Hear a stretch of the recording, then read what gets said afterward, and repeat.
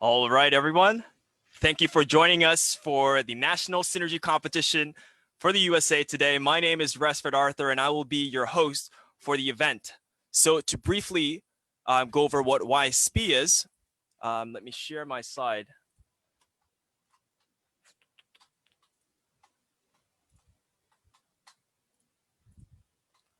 The International Association of Youth and Student for Peace, or also known as IAYSP or YSP, is a nonprofit organization with chapters around the world. The mission and goal of IAYSP is to advance world peace by empowering youth and students to become global citizens through character education and peace projects supporting the UN Sustainable Development Goals. Synergy is a program of IAYSP and gives young people the opportunity to present their own ideas and projects to better society. Today's Synergy event is being co-hosted by IAYSP and the Collegiate Association for the Principles for Research of Principles, also known as CARP. Moving on to our founder, IAYSP was founded by Dr. Hak Jahan Moon, also known as Mother Moon. She and her late husband, Reverend Sunmi Moon, dedicated their entire lives for the sake of creating peace and harmony worldwide, starting multiple organizations, businesses, and projects to help bring this about. IAYSP supports the United Nations Sustainable Development Goals. As explained in the UN website, these 17 global goals are an urgent call for action by all countries developed and developing in a global partnership. They recognize that ending poverty and other deprivations must go hand in hand with strategies that improve health and education, reduce inequality, and spur economic growth, all while tackling climate change and working to preserve our oceans and forests. For this National Synergy event, there will be cash prizes. There'll be cash prizes for each single participant. Here, first place is going to be going home with $500 for their project. Second place, $300, and third place, $200. And as a reminder, the first and second place winners will go on to present on the regional level with Canada's top 2 Synergy winners. Now, before we start the program, I'd like to lay some ground rules. Participants are encouraged to share in the live feed chat on Facebook, and please be also considerate and respectful towards all the presenters and judges here. Now, to go over the general schedule for today, we are going to be starting by introducing our guest judges. We have amazing people today who are going to be giving feedback to our presenters. And we're going to hold, right after that, our Synergy presentations by 3 young adults. Well, 4, because the first presentation has 2 speakers, after which we're going to ask the audience and the judges to vote through a digital system. After which we're going to recognize our 2 awardees for the Youth Heroes Awards 2020. This is the first ever Youth Heroes Award, and we have amazing awardees this year. And lastly, we're going to announce the results of Synergy 2020. We're going to announce the first, second, and third place. And after it's all over, we're going to have closing remarks by our organizing president, Milhan Stevens, and our guest judges. So without further ado, I am going to introduce our judges. One second. For our first judge, we have Representative Joy Garrett. New Mexico State Representative Joy Garrett will begin serving her second term in office, representing the west side of Albuquerque in January 2021. A teacher for over 28 years, she worked in schools in New Mexico, Connecticut, California, and South Korea, serving in elementary, secondary, and university positions. Before teaching, she served as a nonprofit public affairs specialist in Boston and New York City. And she says her greatest blessings are her husband of 38 years, Dr. Dale Garrett, and her son, Daijo. Next, our next judge, we have Dr. Federico Zaragoza. Dr. Zaragoza is the president of the College of Southern Nevada, CSN. He heads one of the largest multi-campus higher education institutions in the country with enrollments of approximately 50,000 students. CSN operates in over 50 locations, including 3 main campuses and 7 learning centers in Clark County, covering 8,000 square miles. Dr. Zaragoza serves on many national and state committees and commissions. He served on the National Advisory Committee on Institutional Quality and Integrity, which was established to enforce national education standards for accrediting agencies or associations from 2013 to 2019. In 2019, he was appointed by the National Skills Coalition to serve on an advisory think tank concerned with the impact of workforce policies on advancing racial equity in educational attainment, employment, and income. Moreover, he currently serves as the U.S. representative on the board of the Inter-American Organization for Higher Education. And moving on to our last and final judge for today, an amazing woman from Georgia. She is Senator Donzella James. Earlier in this call, she shared about her experience with Dr. King, Dr. Martin Luther King, when she was younger. She is the Democratic senator representing Metropolitan Atlanta's 35th District of Georgia. She proudly served 4.5 full terms and retired to offer herself to serve in the U.S. Congress. In 2009, Senator James was re-elected to serve once again in the state Senate. Senator James currently serves as the chairwoman of Interstate Cooperation. She's also a member of the Education and Youth Special Judiciary and Economic Development and committees. She has worked to bring progressive change in the area of crime reduction, a safe and clean environment, stronger drunk driving laws and drug trafficking laws, economic development, increased access to affordable healthcare, and quality education. Senator James is a distinguished and experienced lawmaker, having sponsored or co-sponsored more than 400 pieces of legislation throughout her tenure in the Georgia Senate. A state senator with passion for issues affecting those in need around the world, Senator James has led the charge to strengthen Georgia's relationship with the continent of Africa. She has traveled extensively to gain a better understanding of the humanitarian issues facing nations around the world, specifically those in Nigeria, Congo, Turkey, Costa Rica, and Africa. So those are amazing judges for today. They are going to be giving feedback to our presenters. And now we're going to move on to why you are all here today for the presentations by our youth. But before we start, I just want to briefly explain what Synergy means. So Synergy is a presentation event where college students have a chance to share their own ideas through their words. These are young people who have already started their career, can also join us as well. Synergy comes from students, the S, ideas, the exclamation, and energy, representing the energy and power student ideas can take into effect to change our society drastically for the better. And without further ado, I'd like to introduce our very first speakers, Sunmi Iwasaki, age 22 from Philadelphia, Pennsylvania, and Stephanie Diaz, age 20 from New York City. Let us all welcome Sunmi Iwasaki and Stephanie Diaz. Go ahead. Hi, everyone.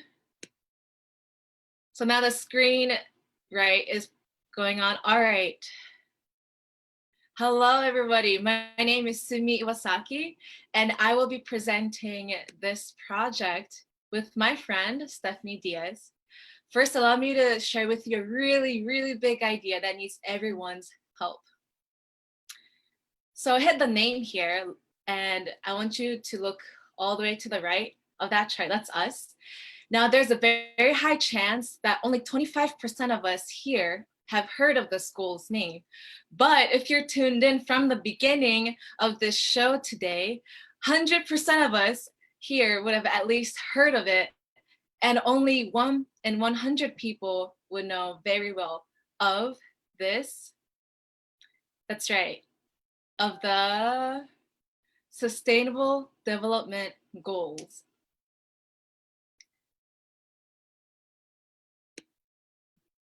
So the SDGs, it was already explained, but briefly, it was established in 2015, and these 17 issues were what all the countries from around the world deemed to be as universally, to be accepted as a universal issue. I hope you can see an issue they can relate with personally here. So these goals were accepted as of September 2015 by 193 nations. And there is a goal that these targets have by 2030. I want to wait for that animation. Yes, 2030. Now, if we do a quick math here, okay, it's 2020 right now. There's only 8 years left. That's not much time, and we need all hands on deck, especially to help the developing countries. Now, Stephanie and I have done some research, and here are some of our findings that we see that lead to unawareness and lack of substantial action towards the fulfillment of the SDGs. Now, just to note, we did find that awareness doesn't always translate to action, but some things we need are the right amount of the right information. So let's talk about social media. The rise of social media has changed the way we access information in many ways. Here's a quick recap on just 2020 alone. From the blue and gray graph all the way to the right, you can see that in the US, the largest population are the millennials and Generation Z. Or for those of you who are not familiar with those terms, it's groups of people born between 1981 and 2012. Those are people who are currently between the ages of 7 to 38 years old.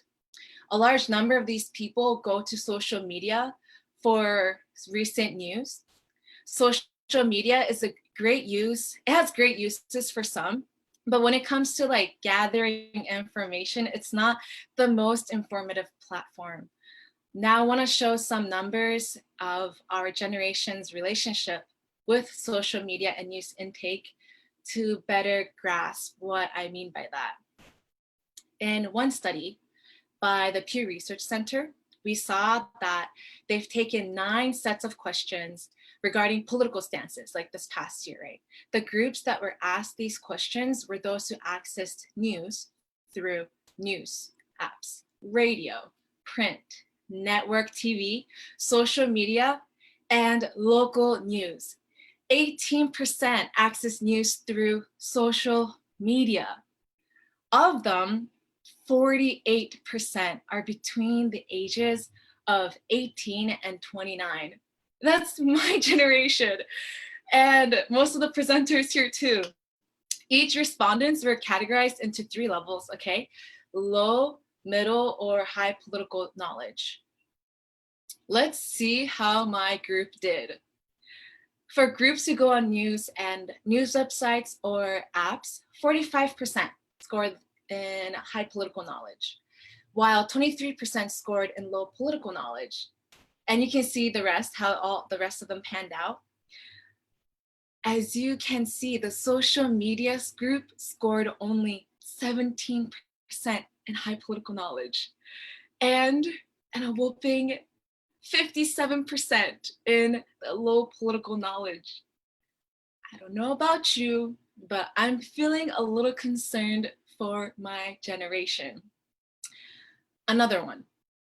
According to bridgealliance.us, researchers have shown that negative information is 3 times more likely to be clicked on than positive information, meaning there's like an algorithm designed to present more negative news of the opposite views that we have. You know, we are currently surrounding ourselves with news from real life, online, that supports our existing worldview. And it creates what psychologists call groupthink. And our ever personalized social media and news feed doesn't help us get a variety of information in our lives either. With such algorithms and personalizations playing a role, it's often difficult to share positive news, like news of progress, involvement, and cooperation. And now I'd like to pass it on to Stephanie. Take it away. Thank you, Sunmi. So our project is aligned with SDG Goal 17. A successful development agenda requires inclusive partnerships at the global, regional, national, and local levels, built upon principles and values and upon a shared vision and shared goals, placing people and the planet at the center.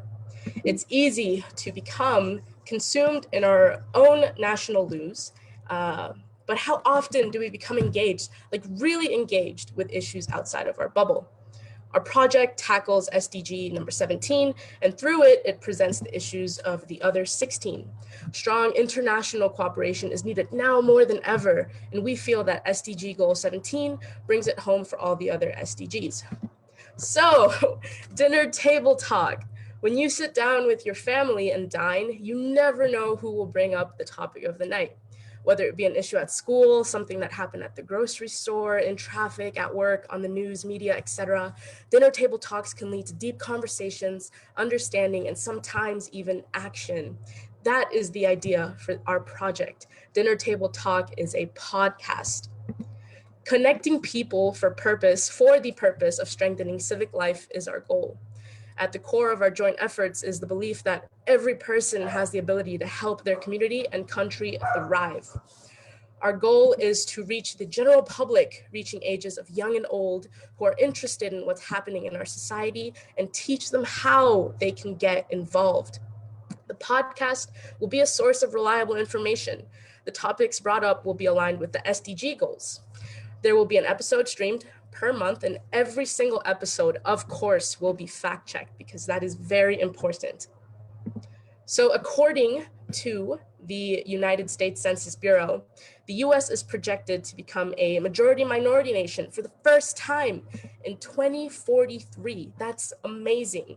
There are many people who are engaged and have built wonderful projects for their communities. That is why through our podcast, we would like to invite those leaders, particularly people of color, to tell their stories and help us empower even more people. There are podcasts that presently exist tackling different issues. But the unique thing about ours is that we will also offer different ways on how to make an impact in local communities. This is a podcast that brings the information to people who want to learn more and are ready to make a difference. So I want to talk a little bit about the allocation of the funds that we will receive. All the funds received today will go towards purchasing the necessary equipment needed to get the podcast up and running. And to wrap up here, in conclusion, all of what this information does is provide people education toward the peaceful world of interdependence, mutual prosperity, and universal values. This stimulates a healthy emotional reaction for people to want to take action. This podcast is a source of empowerment. So, Dinner Table Talk.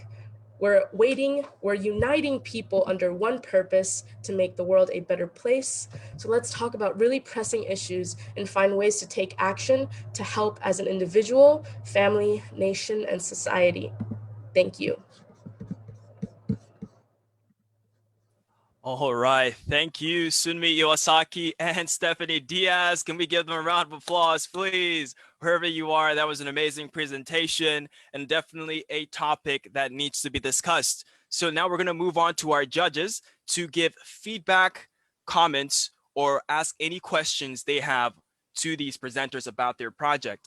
Let us start off with Representative Joy Garrett. Thank you so much. And thank you so much, Sunmi and Stephanie. That was really excellently done. I really liked the enthusiasm and the practicality of your idea down to how would you use the prize money. My question is, how would you publicize your podcast? Sunmi, would you like to answer that? Yeah. So we're gonna utilize like Zoom and record it and probably post a lot of our like conversations that we have. I mean, after editing through Adobe, through on YouTube.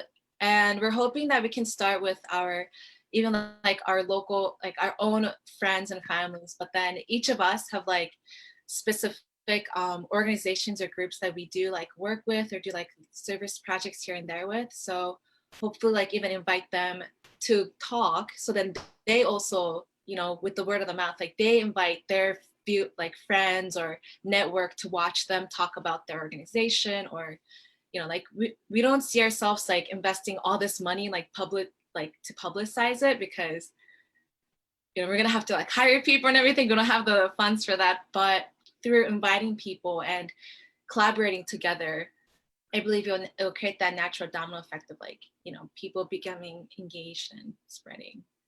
Yeah, and really like-minded individuals as well. Sorry to interrupt. Really like-minded individuals as well who want to learn, right? I feel like they will spread word of mouth. So, yeah. Thank you. Thank you very much. Thank you, Representative Joy Garrett. Let's move on to Dr. Federico Zaragoza for any feedback, comments, or questions. Well, what a wonderful presentation, Tsunami and Stephanie. Obviously, the energy and the ideas resonate in your presentations.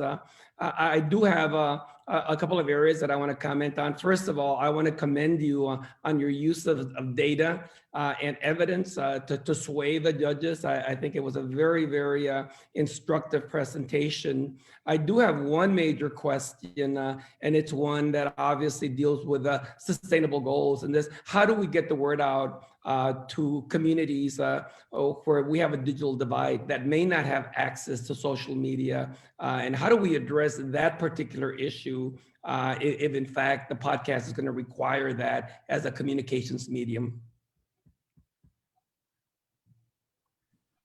Wow, that's a really good question. I see. So like basically asking how would we address those who won't have access to like social media or even like the podcast, I guess. Exactly. Yeah. Yeah. So this particular podcast we want to direct for this country in particular, since a lot of the organizations we'll be working with will come from this country. It would be really amazing to see other people from different countries and different nations also tune in.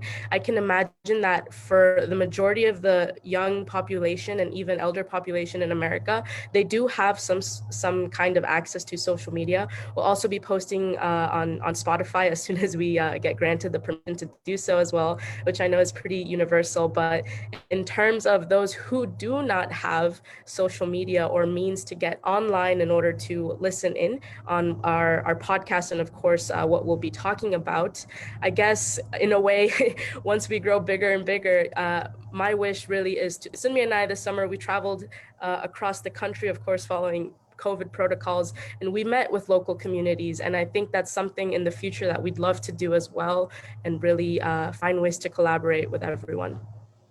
Yeah. Thank you very much. And I do encourage you to kind of look at that partnership component because you can't do it alone. There could be resources in the community that can help you spread the word and connect everybody. Thank you. Thank you. Thank you. Thank you very much, Dr. Federico Zaragoza. And let's move on to our final judge, Honorable Donzella James.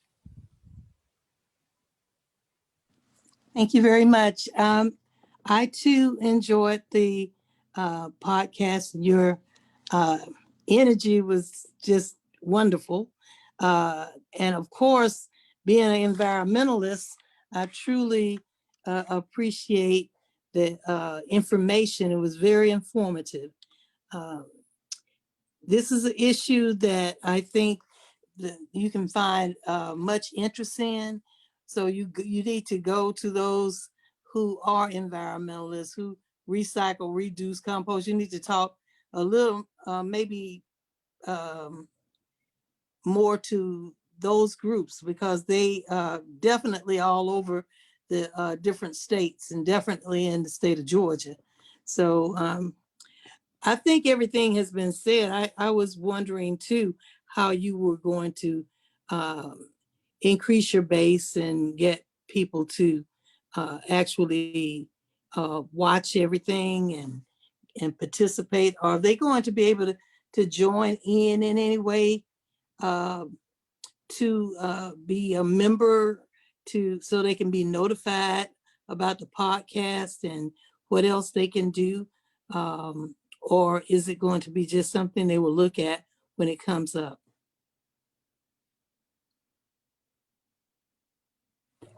Yeah, that's definitely an interesting question. We, of course, in terms of the allocation of funds, we're hoping if we win first place, of course, with the remaining funding from that creating some form of communications network, so website or sending up emails, things like that, where people can sign up, right, and receive notifications.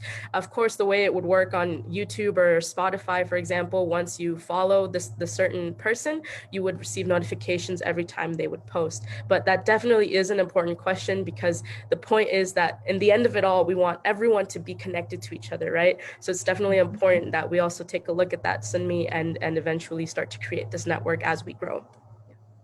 Okay, well, I'll be interested in keeping up with you to see just how much you can expand, and especially throughout the whole nation, because the issue that you brought up today is truly important. Thank you. You All did right. a great job. Great job.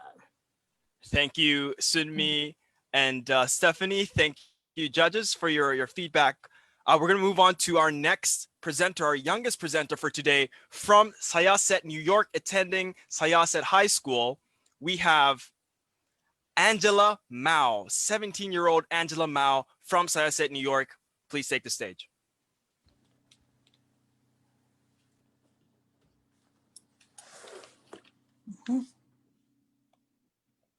Hello, everyone. My name is Angela Mao, and I'm currently a high school student from New York. Today, we're going to be discussing rainwater harvesting as a sustainable solution that youth can get behind to solve the global water crisis. 2.2 billion. That's the number of people in the world who do not have access to clean drinking water. This means that around 1 in 3 people are affected by this issue. There are many causes of the startling statistics, such as climate change, depletion of freshwater and groundwater resources, dismal water infrastructure, wasting water, and a rapidly growing population. From where I live in Long Island, there's already been concerns about contamination and depletion of the aquifers that supply our drinking water. According to a New York Public Interest Research Group analysis of EPA data, Long Island has the most contaminated drinking water in the state, as Long Island's drinking water contains high levels of harmful contaminants like 1,4-dioxane and nitrate. Hearing this alarming news about my own community sparked my interest in water science and the global water crisis in general. This map shows areas of the world that had faced water shortages already, such as India, the Middle East, and Northern Africa, which has led to unrest and conflicts over scarce water resources. Water systems are also a casualty and a target of conflict. In eastern Ukraine, water infrastructure was shelled repeatedly. In Libya, a desalination facility that serves a city of 125,000 people was halted for weeks due to intense fighting. In war zones worldwide, millions of people live without reliable access to clean water. There is a dire need for a sustainable solution for the water crisis, which is why the 6th Sustainable Development Goal focuses on clean water and sanitation. One of the best ways to meet this goal is rainwater harvesting. Rainwater harvesting is a collection and storage of rain rather than letting it just run off. Not only does it stop groundwater depletion, it also raises the water table. This artificial recharging stops the drop in groundwater levels and conserves surface water runoff during the monsoons. There are many other benefits to rainwater harvesting. It's a viable alternative to wasteful and costly use of hand pumps and piped water supply systems, and it is also widely implementable. Rainwater is also a clean source of water, which reduces the incidence of waterborne disease due to better sanitation. From an infrastructure perspective, it also reduces stormwater runoff from homes and businesses. This is a general overview of how rainwater harvesting works, and you'll find that it's entirely feasible with just a few resources. Rainwater can be collected from the roof of a building, shed, or any other structure. When it rains, water from the collection surface flows into the downspout before being diverted into a pipe that flows into the storage tank. This is a very simple setup, and the materials required are inexpensive and flexible to whatever resources are available. You can often find rain barrels at gardening supply stores, online, or at home improvement stores. Before you buy, you can check with your local government or water utility to find out if there are incentives available that can lower your costs. Some cities and countries offer rebates on rainwater harvesting systems or provide discounts on rain barrels. It is a very simple technology that can be easily retrofitted into an existing structure or added during new home construction. They are very flexible and can be modular in nature, allowing for easy relocation, if and when necessary. However, it is also important to know that rainwater systems require ongoing maintenance. Check your gutters, downspouts, and screens, clear away leaves, sticks, and other debris, and flush anything that has accumulated at the bottom of your storage container. Rainwater harvesting is an especially good solution for urban and rural areas alike. In urban areas where paved roads and services prevent groundwater recharge, a lot of water goes to waste because of this runoff, which rainwater harvesting will mitigate. Meanwhile, rural areas that might lack a lot of resources have a low technology, efficient method of collecting water. An example of a location that has seen great success with rainwater harvesting is Magdalena, a community in Guatemala's Western Highlands who used to spend up to 3 hours a day retrieving water from a distant spring, balancing heavy water jugs on their heads on a long trip home.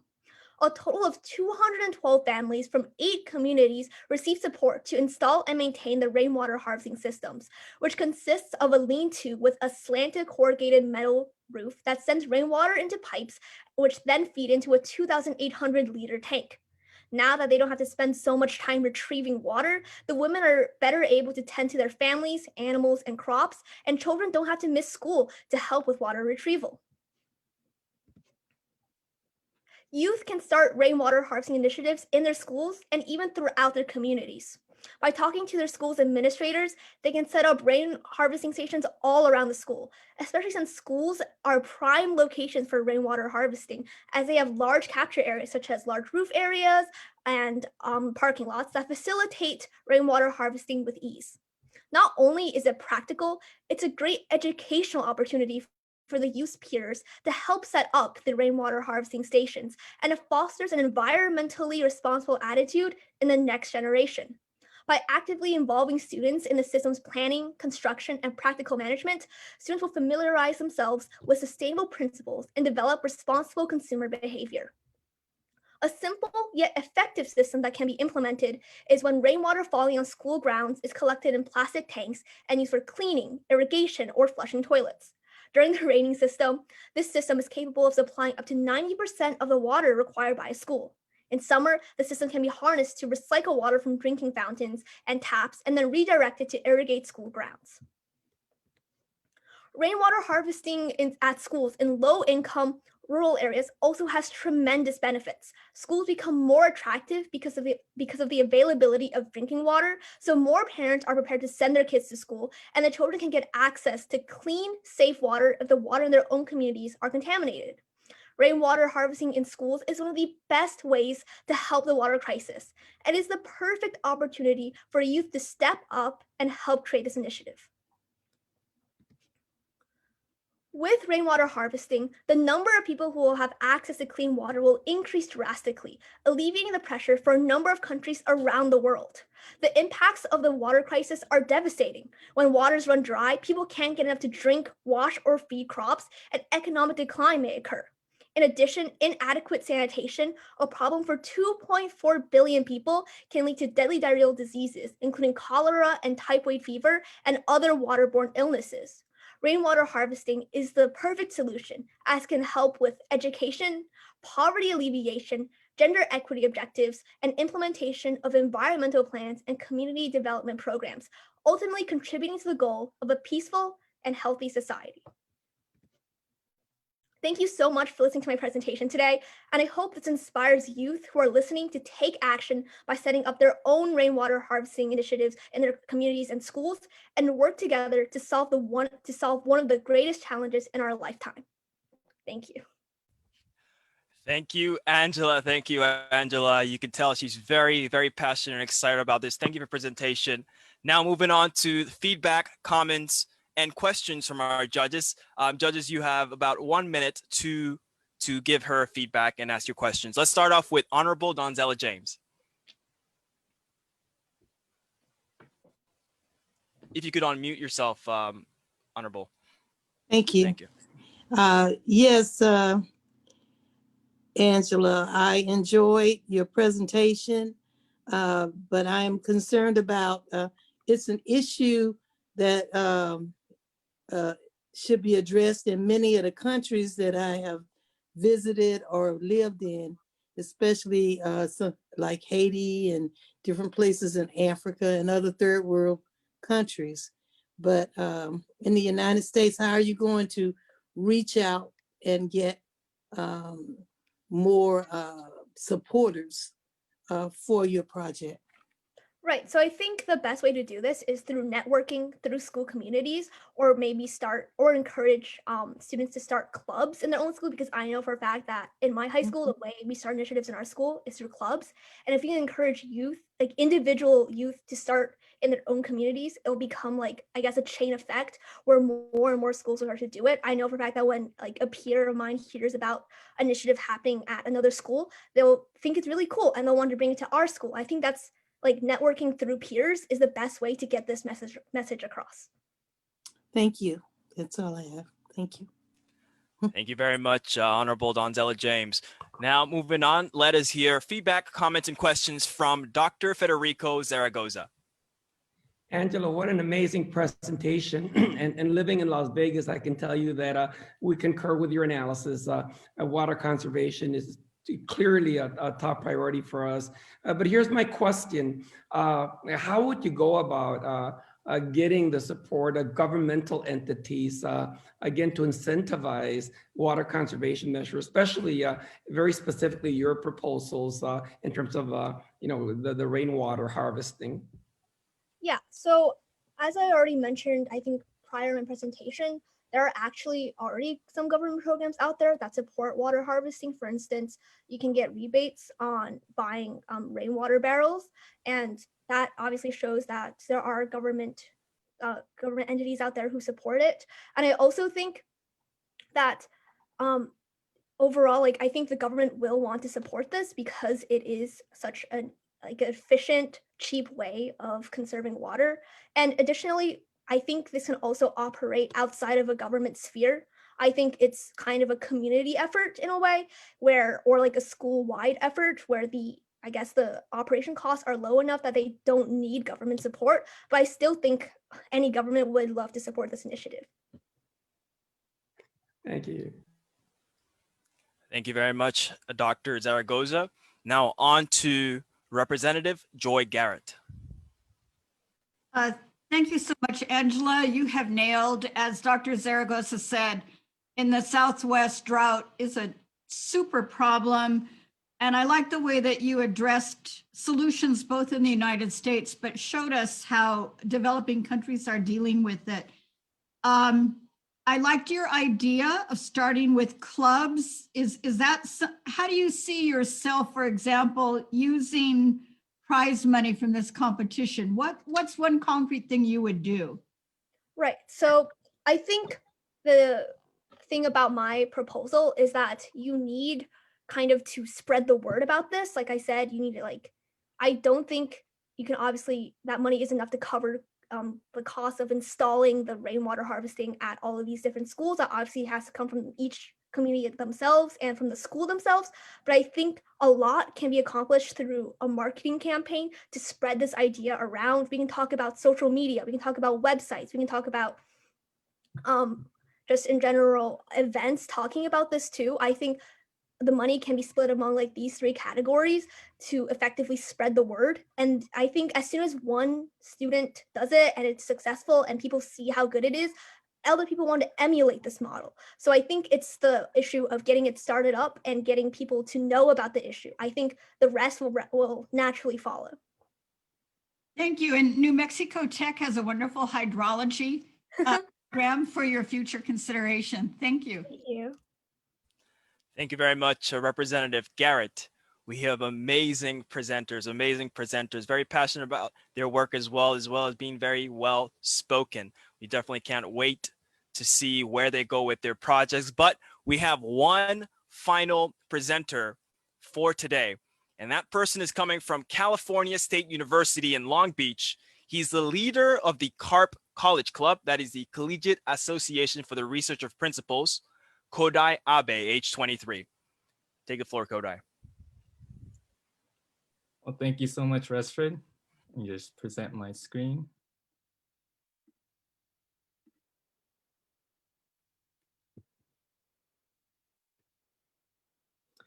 All right. Hello, judges, YSP, audience members. Thank you so much for your time. My name is Kodai Abe. I'm from Los Angeles, like you heard, and I want to resolve an issue that I believe a lot of people have been neglecting, and the biggest division that exists in the whole world, which is the divide of North and South Korea. And to tackle this issue, my proposal to you is the Hyojeon Conference.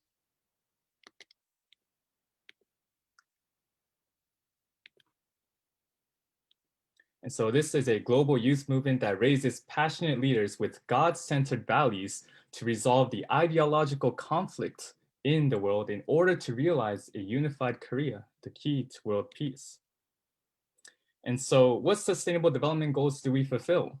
Well, I'm sure that we can all agree that we all want to attain all 17 SDGs, but I want to ask a question.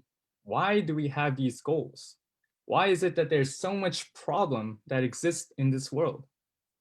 And the fundamental reason behind all of these problems is individualism. And we cannot overcome selfishness, which then leads up to Hellenism and then to communism. And so communism is an ideology based on atheism/materialism. And as a result of communist countries, there has been over 65 million people killed between 1917 and 2017. And so as we may all know, North Korea is heavily influenced by the ideas of communism. And so why do we put Korea as our main target that we wish to bring peace to? Well, it can be seen that the conflict between various ideas of humanism, theologicalism, Hellenism, Hebraism has materialized in the divided Korean peninsula. So therefore, Korea is the final endpoint of the confrontation of Godism and materialism/atheism. And so recently, there may have been efforts to make peace between the two Korean leaders, but the tension in the peninsula still continues. People in this country are still poor. They have bad health still. They're still feeding off grass and tree bark to survive. And why is it that we still see this problem and tension? Has any one of us sought the reunification North and South Korea to be our primary goal? And why are we trying to make this as an end goal when we know that this is a huge issue? We believe that a lot of people are ignorant to this matter. And so in order to bring reunification of the Korean peninsula and bring world peace in our hands, first, we need to raise awareness of this issue and make the movement with passionate youth who can become peace-loving global citizens. So we want to feel that after close to 80 years of this division going on, that it is finally time to stand up together to make a difference. So now I'll bring factual evidence just to show how ignorant we are to this situation. But according to Newsweek Japan 2020, there was a survey conducted to the South Koreans, and they were asked if they wanted a unified Korea or not. 26.3% said that they wished for unification, while 54.9% stated that they just want to stay divided, and that things are okay the way it is right now. And so we can see that many people, even those residing in Korea, is not willing to stand up for reunification. And so the final battle is among us, right? So how are we going to attain our SDG goals? Well, in order to overcome this battle, we need more than just delivering the importance of this matter, but we need leaders that can raise the new generation centered on God. And this is why I respect Dr. Sun Myung Moon and Dr. Hak Ja-han Moon, because they have dedicated their lives for the sake of establishing a peaceful world. And they believe in the power of the youth. So we must call upon the young people to unify together and defend the nations and prevent the destruction of the people. So this is why our purpose with the Hyojeon Conference is to create a global youth movement that raises passionate leaders with God-centered values to resolve the ideological conflict in the world in order to realize a unified Korea, a key to world peace. And we will make the movement according to the vision of Reverend Sun Myung Moon and Dr. Hak Ja-han Moon for youth as the leaders to make a new future of interdependence, mutual prosperity, and universally shared values by unifying the Korean peninsula. And so our movement actually started in 2017 So we actually had these things called the Hyojang trips, where we went to Korea and held these physical conferences. And so one of the example that we did in 2017 was we held the Collegiate Symposium on North and South Reunification at the City Hall of South Korea. And the student representatives from Korea, Japan, and America represented the importance of reunification. Then in 2018, we went to the DMZ border, where we held a rally proclaiming Godism and offered prayer for reunification. In the same year, we held another rally in Gwanghwamun, Korea, located in the heart of Seoul, and held a rally for the reunification North and South Korea by true love. And this was actually located in the middle of a really busy city. And so with the pandemic, rather than continuing to meet up physically, we actually decided to use this opportunity to have multiple online Hyojang conferences. And so far, we held it 3 times and had over 2,500 students attend.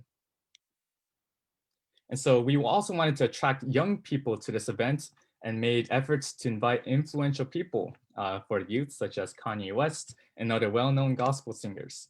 And the Hyojang conference has allowed many young students to realize the importance of Korea unification. And so we need passionate youth in order to do so. We need culture of arts that promotes peace. And so the flourishing or perishing of the world depends on the vigor of its young people. Right? A nation that has young people of high spirits and increasing vigor will flourish. Therefore, God-centered ideology and culture is crucial.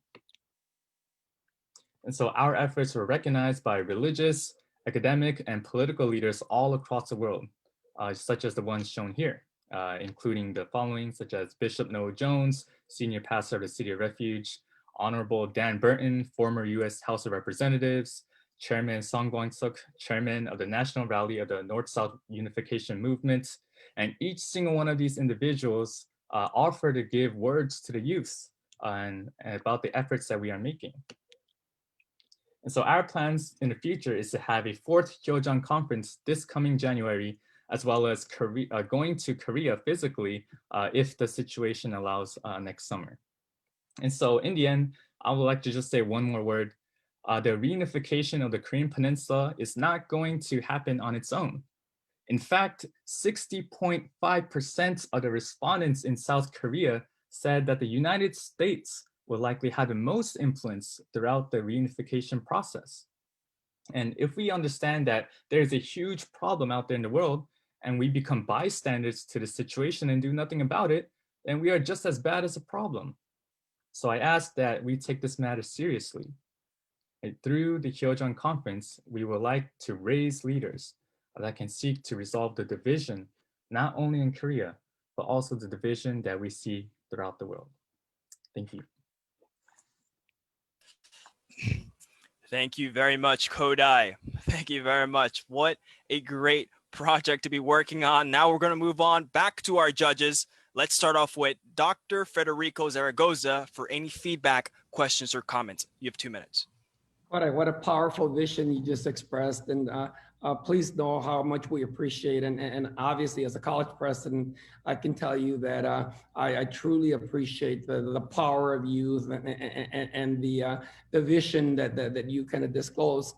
I also want to commend you on the values that you've expressed in your presentation. Certainly the goal of peace and love and creating kind of this synergy to address some of the sustainable goals came across very, very potent. What I'd like to ask you is, what do you see as the top barrier? Why aren't we already making more progress in these areas? Thank you. And so I believe that the top barrier is, once again, individualism. I believe that a lot of people are more self-centered. I believe that many people are just neglecting other people's and their problems. And especially if it's related to, all the way on the other side of this world, people may think that, okay, this is not my problem. I don't have to do anything about it. They can resolve their issue on their own. But in actuality, once again, if we do not, make efforts to resolve this problem, once again, we have to understand that we are not just, separated by race. That's their racial problems, that's their problem. But we have to understand that we are all human beings. right? They're brothers and sisters. If I understand that my brothers and sisters across the other side of this world is struggling just to find food, then why should I not resolve this issue? Why should I not make the effort to try to resolve this problem? And so I think this selfishness brings to ignorance to this issue. And that's what I think is the main barrier to this problem. Thank you, Clay. Thank you. Thank you, Dr. Federico Zaragoza. Moving on, let's go to Representative Joy Garrett. Thank you so much, Kodai. I wish our national leaders were as aware as you shared about the importance of resolving the North and South Korean conflict.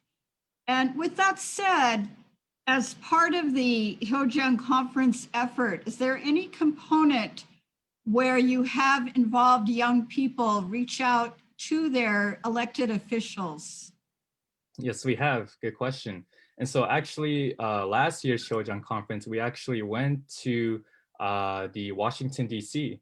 And actually a group of students actually went into some of the political leaders' offices and actually held discussions there, spreading the importance of this and wanting to hear their, I guess, insights of this matter as well.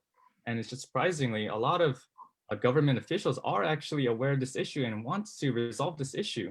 And I'm just sure if they see like a bunch of youth just marching into their room, into their door, it just kind of brings them inspiration.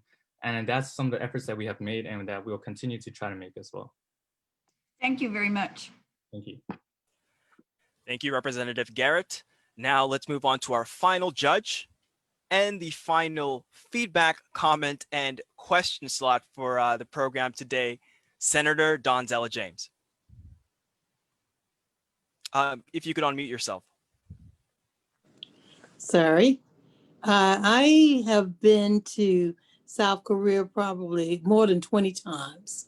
I've been to the DMZ with the Ambassadors for Peace, which came together under Reverend Dr. Sun Myung Moon and also Dr. Hak Ja Moon. And we worked for 20 years at least, praying for peace, meeting with people, with leaders and diplomats. And we and even our at that time, our current presidents during that era, and from the United States, to see if they could do something to bring peace between North and South Korea. So I'm very interested in seeing the young people come together. It's always said that if you want something done, get the young people involved and energized, and it can happen. And throughout history, the young people, even with we were talking about Reverend Dr. Martin Luther King, most people don't know he didn't even live to get 40, and he did so much. So we need the youth to get involved in this. So I see it's very important. And we had a slogan that peace, shalom, assalamu alaikum, pray for peace in the Middle East, but pray for peace. Peace would start in Korea, bringing North and South Korea together, then peace could begin all over the world. So I truly still believe that.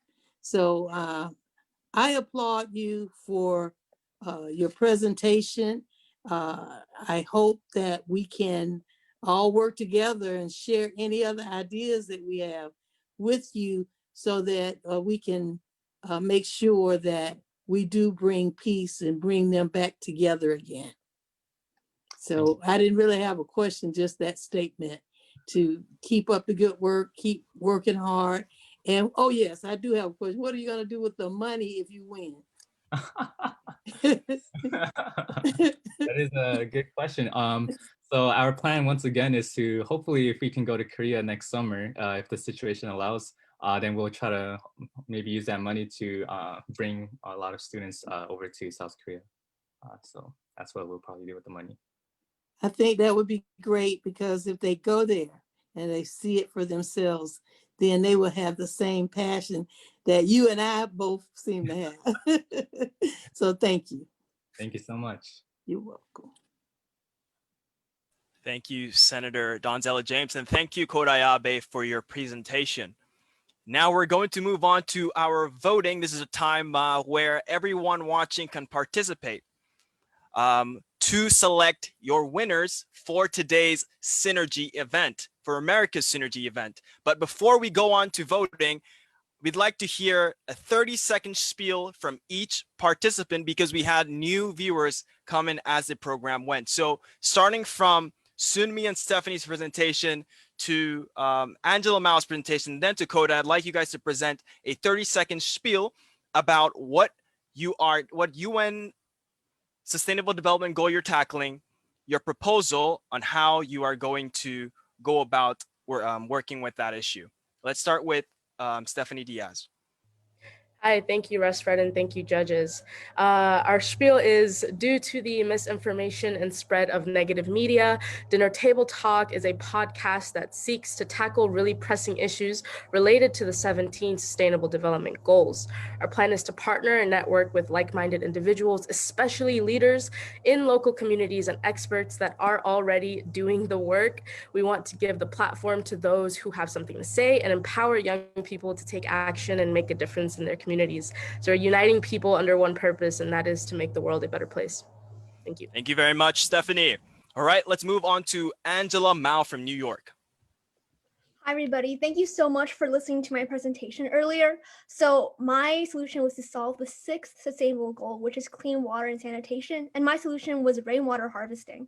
And rainwater harvesting specifically in schools, which can be youth-led initiatives that can help with the water crisis throughout the world. Not only is the solution applicable in developed countries and developing countries, it's affordable, it's easy, and it's a great educational opportunity for everybody. Thank you. Thank you, Angela. And last but definitely not least, Kodai Abe from California. Thank you so much. Once again, our initiative is the Hyojeon Conference. We would like to resolve the issues number 16, 17, peace, justice, and strong institution, as well as partnership for the goals. Once again, our plan is to raise awareness to this issue, but not just raise awareness, but also raise the next generation's leaders that can be able to tackle the problem that they see throughout the world and just see it not as their own other people's problems, but really take matters into their own hands, bring actions, and create the world that they wish to see in this world. So yes, thank you so much. Thank you, Kodai. So now we will now begin the voting process. Audience who are tuned in will vote through the My Vote platform. So a link of that will be shared on the Facebook comment section. So please click the link as soon as our program coordinator, Naria Gardner, posts it. And the judges will also be voting as well. They have their own evaluation seats. So judges, if you can access those evaluation seats to be able to score our participants, that would be great. So it will be weighted 70% for the judges and 30% by the audience. And you have 5 minutes. You have 5 minutes to submit your votes. So without further ado, we're going to just play some music and you can all, thank you for that comment, Representative Garrett. And you can all vote within the next 5 minutes. So I'm going to explain exactly how it's going to work, okay? So over here, when you go to this website, this previous website, it's going to be posted in the chat, so you don't have to worry too much about it. Our presenters will also post in the comments for you to be able to vote as well. When you go to this website, you have to sign in. At the bottom, you have this sign in button. It's to authenticate 1 vote per person, 1 vote per account. So please sign into your Facebook, or you can use your email as well, but preferably your Facebook because this is an event run through Facebook live stream. So after you sign into Facebook, go on to click vote right up here. At the top, please click the blue vote icon. And as soon as you go into the voting screen, you're going to see something similar to this. Now, in order to vote for first place, you have to click this first button. So if you go to the previous screen, it's all blue. You have to click first, and then you have to mark the one that you want to win first place. So you can click the little circle right next to Iron Man and Captain America if you think Iron Man and Captain America deserve to be in first place. Likewise, you do the same for second place. You click second, and then you select your second place winner. And then you click third place and select your third place winner as well. So once again, you have to click the place on the left side before selecting it. It will automatically recalibrate. And once you're done, don't forget to click save vote so your vote can be counted towards the final voting. All right. So for everyone here, you can go to this website, tinyurl.com/2020snergy. Snergy. Don't forget, there's no I in there. tinyurl.com/2020 Snergy. 2020 Snergy. All right. We have 5 minutes and countdown begins now.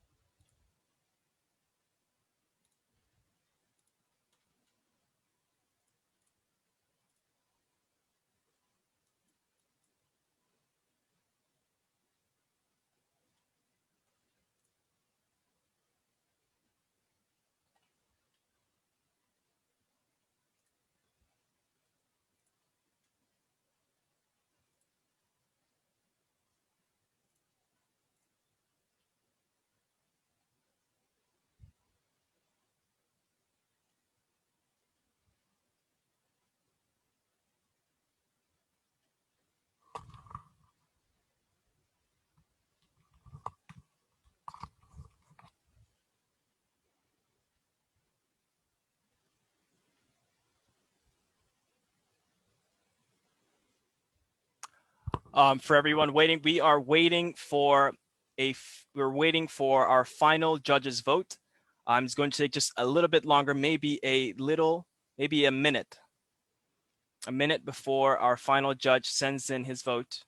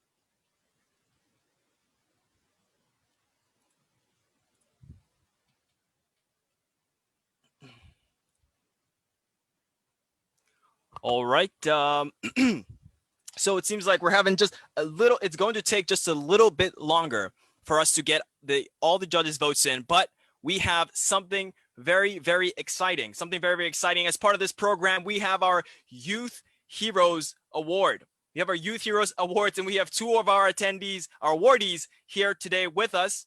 And to present that, let me just share this really quickly.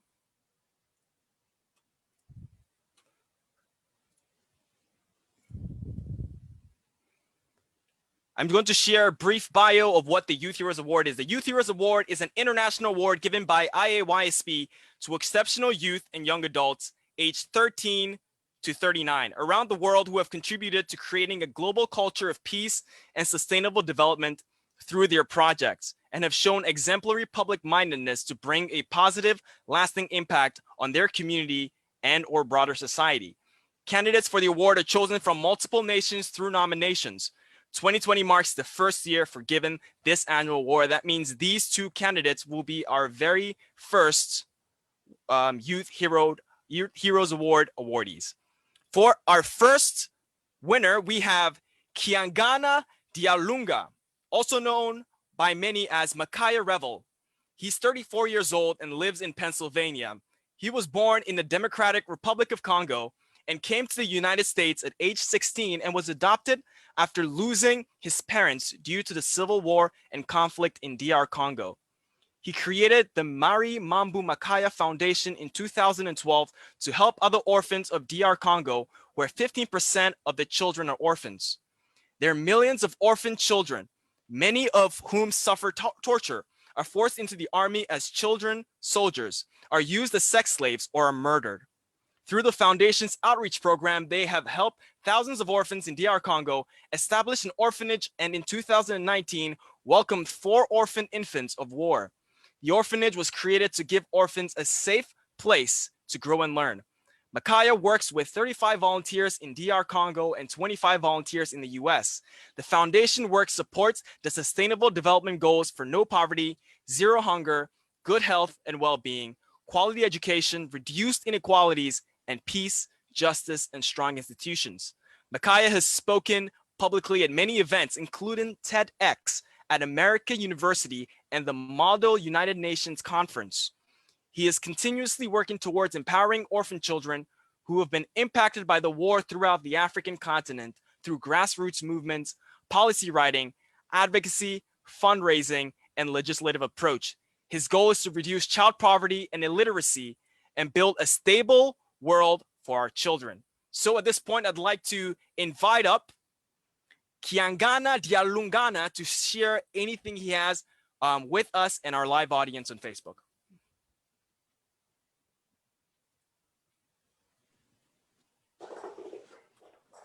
Hi, can you hear me? Yes, we can. My name is Kiangana Dialunga. First, I want to thank everyone for being here today. I want to thank my mother, Dr. Elizabeth Rivera, Senator James, Representative Garrett, and Dr. Zaragoza. To all of you who have presented today, you did a fantastic job. My message to those who are watching and those who have the time to participate in this event through the IAYSP. I am so grateful to be one nominated and being selected to receive this wonderful award.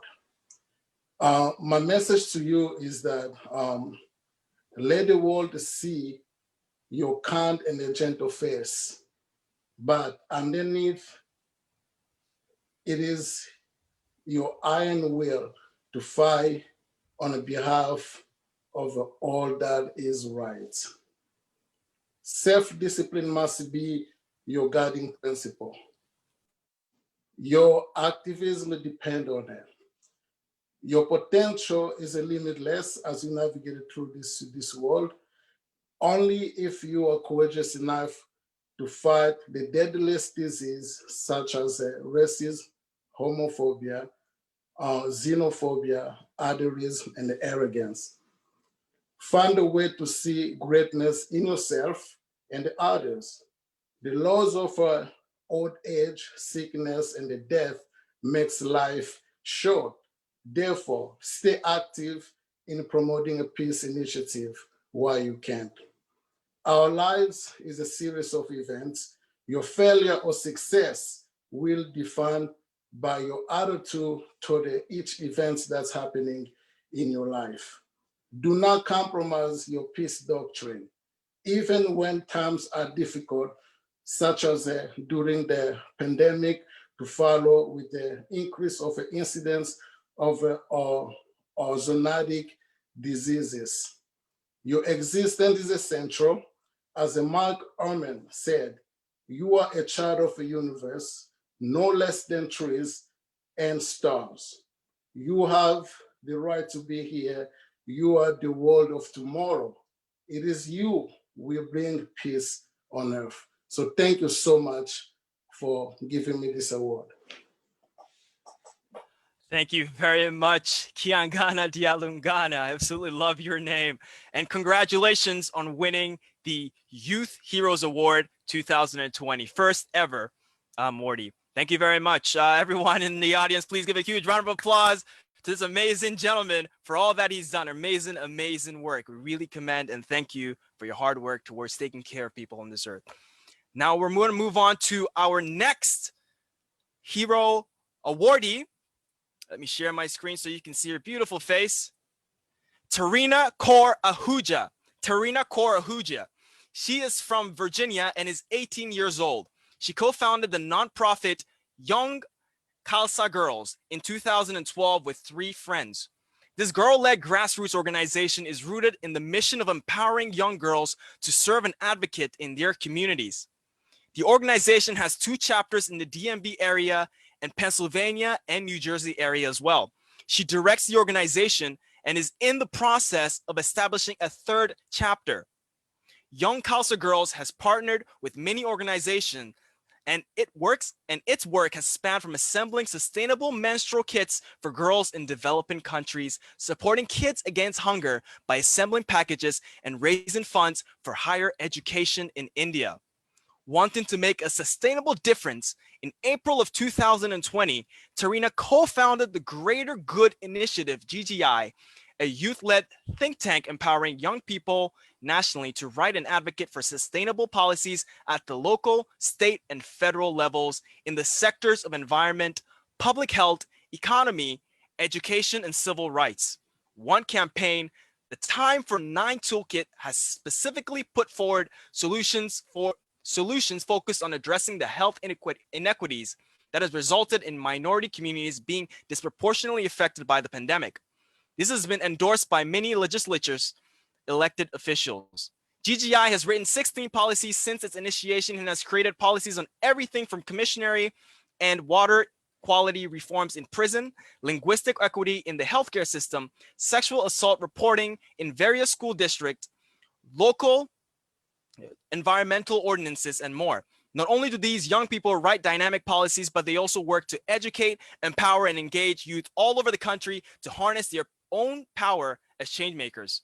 Tarina's work with YKG has supported the Sustainable Development Goals on gender equality, quality education, no poverty, and zero hunger. Her work through GGI structure and policy work encompasses the goals of peace, justice, and strong institutions, climate action, and reduce inequalities. Through both projects, she has engaged 300 people and served 18,000 people worldwide. She has spoken publicly, and her work with GGI has been featured on the news. Both of her projects are built on the foundation of guaranteeing that other young people have the tools and resources necessary to pursue their passions fearlessly. Wow, what an amazing young lady. And she's only 18 years old. We can only imagine what more she would do. But at this point, I'd like to give her the floor to share a word with us as well as the Facebook Live audience. Hi there. Thank you so much for having me. It is such an incredible honor. So thank you to all of you for giving me this honor and this platform. And thank you to all of the young people here giving presentations today. When I say I was stunned and in awe of all of you, your power, your ability, and this look and vision towards change. You know, oftentimes as young people, you're told that you're a leader of tomorrow. But I think something more apt that we've seen here today with all of the presenters and young people across the country and world is that young people are the leaders of today. We take visions, we take ideas, and we take our thoughts, and we don't let it stop in our minds, but we take it to the streets, we take it to our computers, we take it to social media, and we find ways to move and shake the world around us. And I think that's what makes young people so special, this ability to keep moving, to keep shaking, and to keep challenging the status quo, because that's what allows us to keep growing. And so if I was to give one message, the thing that I would love to focus on is that even though sometimes it's easy to feel like there may be divisions in this world, that things might become too overwhelming, radical empathy is what we need to continue to hold. Radical empathy for the lived experiences of our fellow human beings. Because once we have that deep understanding, that deep compassion, but let it translate into action, that is empathy. And that empathy can truly save our world. And so at the end of the day, it's all about unity. It's about peace, sustainability, change. And each one of us has our own inner light. And when those lights combine, that's when we see supernovas of change happening everywhere. So unity between generations, unity between people of different perspectives, of different backgrounds, ethnicities, because all of us are human at the end of the day. And once we find that humanity in each other, that light in each other, that's when we can activate and mobilize. So the final thing I'd like to say is that all of us, every single one of us has power. It's just about catalyzing that power and making that power manifest into our vision for our reality, because no reality is impossible. If we can dream it, we can make it. So thank you so much for having me, and thank you so much for this incredible, incredible honor. Wow, such inspiring words. Thank you so much, Serena, Cora, Huja. Thank you for all the work you have done for how many sustainable, so many. Wow, you're such an incredible person. And we know that you have a very, very bright future. Well, you already do. And so, yeah, thank you so much for all that you're doing as well. Once again, let us just give another huge round of applause to our Youth Heroes Awardees 2020. Kiangana Dialunga and Tarina Kor Ahuja. Let's give them a huge round of applause wherever you are, because these are remarkable young people who are working to make this world a better place. And now, for the moment a lot of you have been waiting for, the voting results are in. And they were extremely close. We're talking about decimal point difference. Decimal point difference between first, second, and third place. But the results are in. You've all said who you wanted to see take home the $500 grand cash prize and your second and third place winners. So without further ado, I'd like to announce the third place winner. Everyone, drum roll wherever you are. We have, one second, Angela Mao. Let's give a hand to Angela Mao for being our third place winner, taking home, I believe, $200. Angela Mao in third place. All right, next we have our second place winners. Drum roll wherever you are. Our second place winners are Sunmi and Stephanie Diaz from New York and Pennsylvania, respectively. Let's give them a huge round, taking home $300, I believe. Let's give them a huge round of applause for winning second place. And last but not least, you all guessed it, last person remaining who's taking home the grand prize of $500. We have our very own Kodai Abe. Kodai Abe. Let's give him a huge round of applause. And before we move on to closing remarks, I'd like to hear just a very few words from Kodai, our winner for today. If you could unmute yourself and share whatever is at your heart. Oh, wow, thank you so much. I was not expecting that. Yeah, it really means a lot to me just to be a part of this. It's just so inspirational just to see other people, just my age, even high school people, just trying to make a change, a difference into this world. And regardless, whoever takes the first, second, third place, I don't think that really all matters.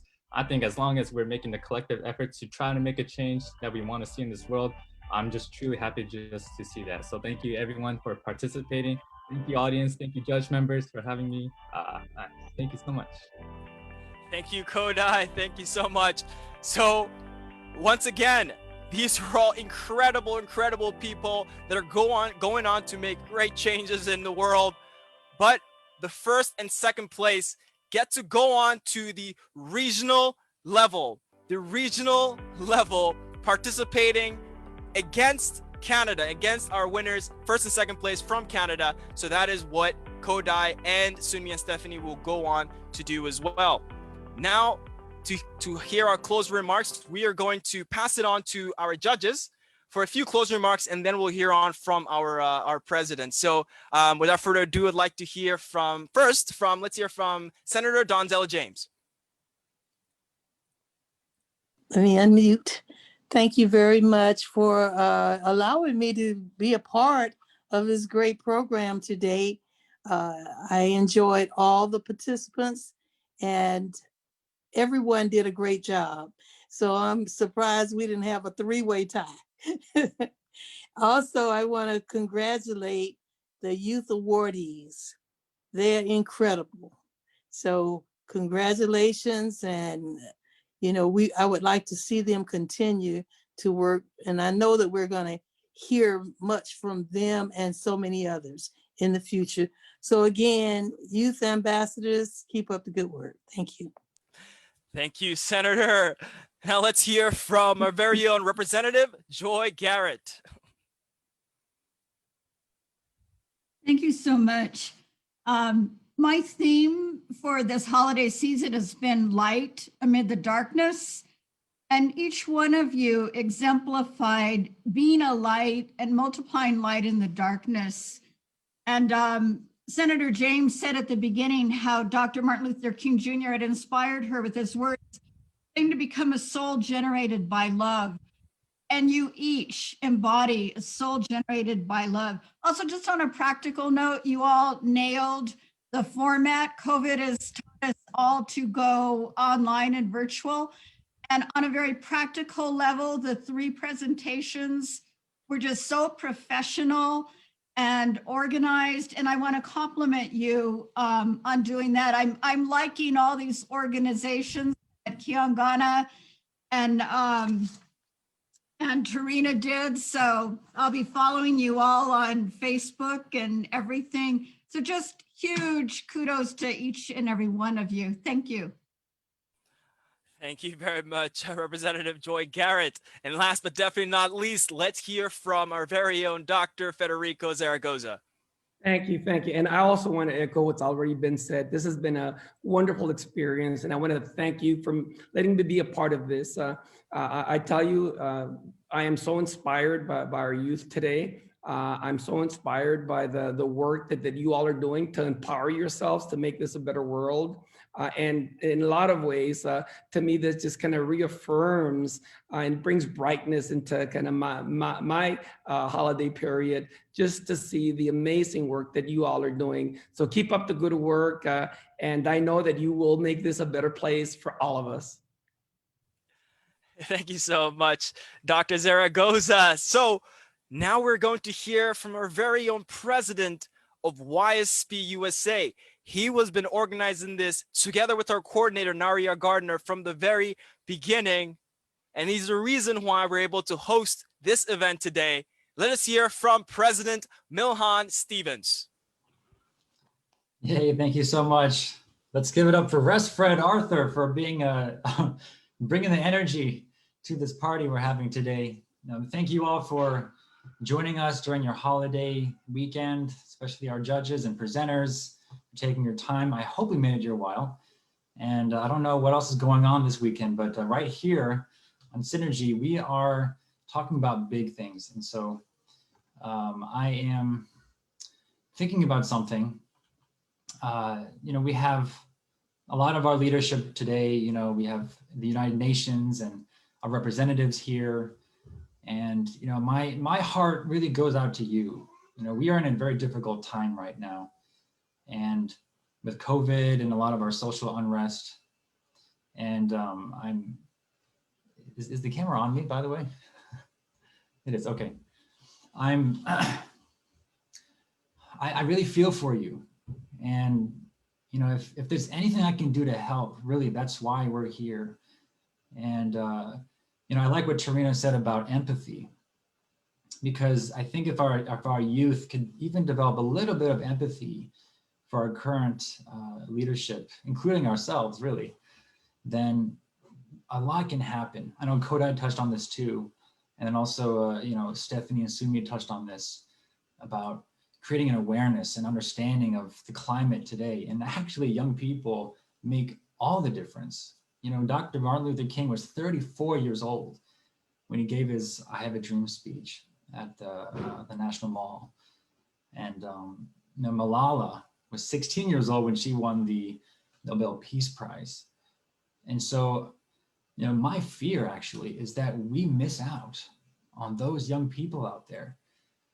I'm sure even if we found that one young person who can make all the difference, and if this can be a platform to find that one or two people, it is completely worth it. So again, I thank all the staff and volunteers that made this happen.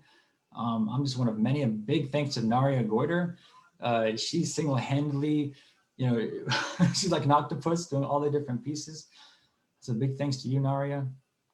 And, I think there's a right for every young person to have a good service project that's meaningful, in some way to get involved. Kind of like how, Angela talked about the water projects that can happen from youth. I mean, just the other day, we were doing Thanksgiving turkey dinner giveaways to those in need. And I brought my 6-year-old daughter, and this was her first service project. And, she couldn't do a whole lot besides breaking down boxes in the back of the room. But I saw a twinkle in her eye. I saw something develop in her that she had, a muscle that she had not moved before. And she just couldn't stop. We actually left to a different project, but she's like, Papa, I want to go back. I want to go back to help break those boxes down. And I just feel like every child needs to have some older brother or sister to look up to. And then those people that have an elder that they can look up to, so that we can find all the talents and all the gifts that we've been given to contribute to a better world. So again, thank you all for taking your time with us, and look forward to working more with you in the future. Thank you. Thank you so much, President Milhan Stevens. And just like I said, thank you to everyone that helped to put this event together. We're talking judges, we're talking presenters, we're talking the YSP team, as well as every viewer live on Facebook who participated to listen to our presenters and send in your votes so these presenters can be rewarded to further fund their projects. Thank you so much to everyone. Now for a few announcements, actually just one announcement. The Regional Synergy event will be held on January 16th, 2020. That's not very long from now. January 16th, 2021. At 3 p.m. EST. The details will be posted online in the next few days. So you can join that to see our various presenters from today, Kodai Abe, Sunmi Iwasaki, go up against our Canadian winners as well. Now, that pretty much sums it up for today. Thank you all for joining us. But before we go, we need to take a screenshot of everyone who was here today. So if you're in this call, please turn on your camera. Please turn on your camera, and our tech assistant Ricky will take a screenshot. Or actually, I am capable. All right. So, 1 second. All right. Well, before we take the screenshot, once again, thank you so much, presenters. You guys were all amazing, all amazing. I can't stress it enough. The judges have all said, and Milhan have all said, you're all really, really amazing people, and we want to see just how far you can go, and really appreciate your heart towards servitude to our society. All right. So, 3, 2, 1. Everyone say cheese. Let's see if I got it. All right, I got it. Thank you so much for joining us, everyone. And we'll see you hopefully January 16th, 2021 at the Regional Synergy event as an audience, or if you're a judge, maybe as a judge as well. So thank you so much. We hope you can support this initiative year to year to year, and one day also be recognized as a hero awardee. Thank you so much for joining us, and have a wonderful rest of your day, everyone.